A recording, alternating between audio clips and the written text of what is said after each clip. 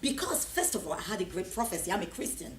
I believe in a God, and that's one of the reasons I'm so confident. I know where I come from. I know where I'm going to. I know His plan for my life. I know I've got a purpose why I live on planet, and I'm no chance.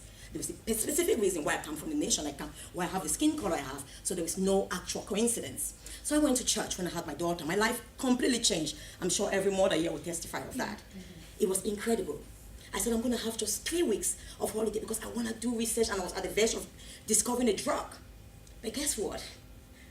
3 weeks was so small. 6 months was so small. I couldn't just stay living without my baby. I stayed longer, 7 months. But when I had my daughter, 3 months, I went to church one day. It was the most trying period in my marriage, but the most fulfilling period in my life. Nothing. If you want, you ask me, can you relive that moment? No matter how challenging it was, I would say I would relive it over and over, 50,000 times. It was awesome. 3 months ago, I went to church too, There was a reverend there who came and said, anybody who needs prayer, I walk out there for prayer. Restore my marriage, Lord, make me the best mom in the world. Behold, this gentleman, I've never met him. He bowed down to start praying for me. And then he stopped. He said, I can hear the Lord telling me you're called to be a leader of women. I'm like, okay. Within me, I said nothing.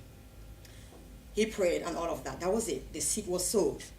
I said within me, I'm just trying to make my own life, actually lead my own life, my own marriage, and you're calling me to be a leader of women. But then I knew that from childhood, I was very, very, I was always in leadership roles, from my secondary school, university, and everything. And I was so, so fearless. I knew I had the potential.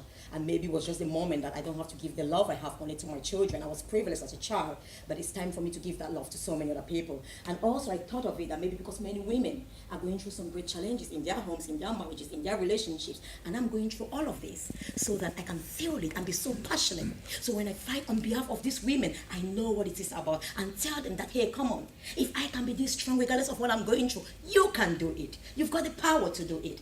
And you can do it much more than myself because I am there to help you. And that was it. I went back to work after my maternity leave. Had my second son, really challenging again. But then what happened? By then, I'd grown. And I became so aware, very aware that this is the reason. How come each time I have my child or my children, there is some sort of in my relationship, in my marriage, most probably it steals a lot of time from my husband. I don't know, but if he doesn't make himself, very clear about it.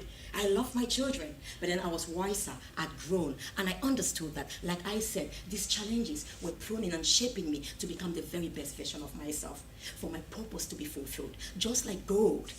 I'm sure if we see when gold is being produced, when it's being refined and going through that furnace, we'll be like, oh, you're going to destroy that gold. But that furnace is needed for the refinement and purification, no matter how hot it is, for that gold to become its perfect, purpose or the way it is. And I understood that I needed those challenges in my marriage and everything. So when I stand and speak, I don't speak theory. I am a true testimonial of what I say, of transformation, of purpose, of victory, of you going beyond your circumstances, beyond what you see, beyond what you're going through at the moment. So I'm really grateful for those challenges in my life, and they've shaped me into who I am today.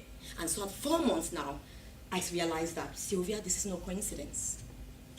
The Lord is really calling you. You must do something now. And that was it. I remember 4 months old, exactly 2 a.m. I couldn't sleep. So alive in my head, do something. I started writing the vision for Voice of Nations because it starts with vision. Where do I want to be? Where am I going to? What is the ideal I want for these women that I'm called to lead? I always say, who is a leader is a servant. I'm called to be a servant. Jesus is my role model. I am a servant leader. I'm called to serve people. I'm not called to lead anyone. And I wrote the vision, Voice of Nations. Different name. I was trying to get the names. I'm called for women from all nations, not the particular nations. I strongly believe. The vision of Voice of Nations from that day, and it's never changed, is to transform the life and status of young girls, women, and their families, so they can become aware of their life and true potential and excel into positions of leadership and financial independence. I wrote that vision on that day, went out, and it was amazing. Had people to help me set up the business. 2010, 2nd of August, the business was set up. I went back after my maternity leave, I started doing some pilot projects just during my break or during the weekends. And it was incredible.